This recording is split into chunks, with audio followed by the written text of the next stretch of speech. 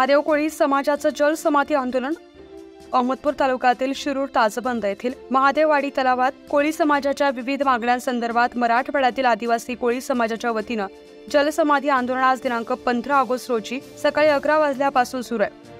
आदिवासी कोळी समाजातील टोकरे कोळी, ढोर कोळी, महादेव कोळी, मल्हार कोळी जातीचे दाखले कोळी नोंदीवरून सरसकट मिळावेत। ज्या आदिवासी कोळी समाज बांधवांना जात वैधता प्रमाणपत्र मिळालं आहे त्यांच्या रक्ताच्या नात्यातील व्यक्तींना वैधता प्रमाणपत्र देण्यात यावं आदींसह विविध मागण्यांसाठी आंदोलन सुरू आहे। यात शेकडो महिला, पुरुष, विद्यार्थी मोठ्या संख्येनं सहभागी झाले आहेत। निलंगा तालुक्यामध्ये दादगी या ठिकाणी या अगोदरचं आंदोलन जलसमाधी आंदोलन झालेलं होतं।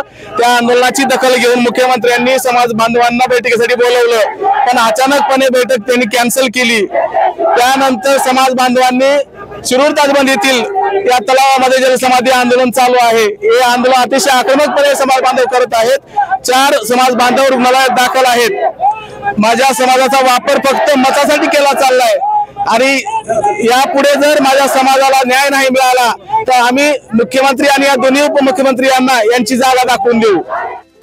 न्यूज 15 मराठीसाठी असलम शेख, लातूर।